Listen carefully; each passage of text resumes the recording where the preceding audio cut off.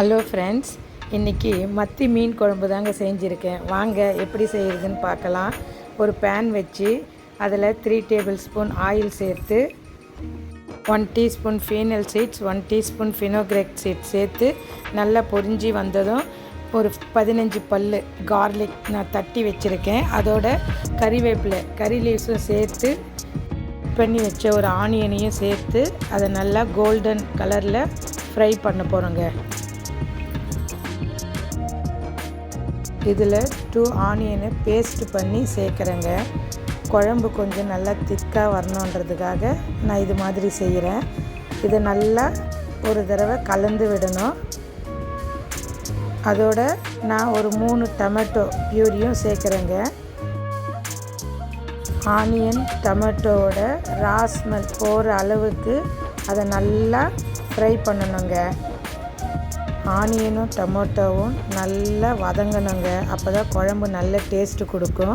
நான் 2 ஸ்பூன் குழம்பு மிளகாய்த்தூள், 1 ஸ்பூன் ஃபிஷ் கறி மசாலா, ஒரு 1/4 டீஸ்பூன் அளவுக்கு டர்மரிக், 2 டீஸ்பூன் அளவுக்கு சால்ட்டு சேர்த்து நல்லா கலந்து விடணுங்க. மசாலாவோட ரா ஸ்மெல்லாம் போகணும். இப்போ 1 கப்பு புளித்தண்ணி டர்மரின் வாட்ரு சேர்க்குறேங்க. அதோட 1 கப்பு நார்மல் வாட்டரும் ஆட் பண்ணுறேங்க. இப்போ எல்லாம் ஒரு சேர கலந்து விட்டு இந்த டைமில் நம்ம உப்பு காரம் சரி பார்க்கணுங்க. பார்த்துட்டு இன்னும் கொஞ்சம் தண்ணி சேர்த்து நான் 10 நிமிஷம் லோ ஃப்ளேமில் கொதிக்க விடுறேங்க.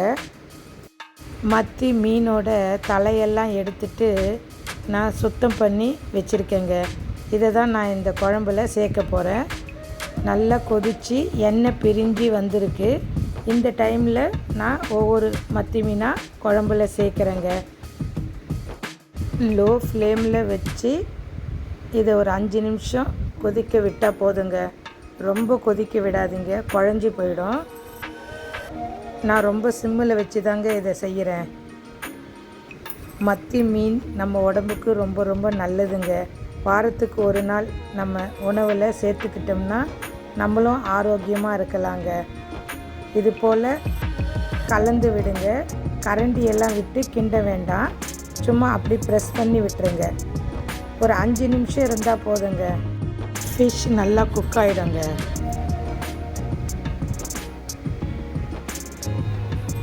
அவ்வளோதாங்க, மீன் குழம்பு ரெடி ஆயிடுச்சுங்க. வாங்க சேர்ந்து சமைப்போம், சேர்ந்து ருசிப்போம். நன்றி நண்பர்களே. இந்த டிஷ் உங்களுக்கு பிடிச்சிருந்தா லைக் பண்ணுங்கள், ஷேர் பண்ணுங்கள், கமெண்ட் பண்ணுங்கள், சப்ஸ்கிரைப் பண்ண மறந்துடாதீங்க ஃப்ரெண்ட்ஸ். மீன் குழம்பு வாசனை ரொம்ப சூப்பராக இருக்குங்க. கொஞ்சமாக கட் பண்ணி வச்சுருக்கிற கோரியண்டர் லீவ்ஸை சேர்த்து சுட சுட பரிமாறுங்க. அதுவும் ஆற வச்சு பரிமாறினீங்கன்னா இன்னும் மீன் குழம்பு அட்டகாசமாக இருக்குங்க. வாங்க சேர்ந்து சமைப்போம், சேர்ந்து ருசிப்போம். நன்றி நண்பர்களே.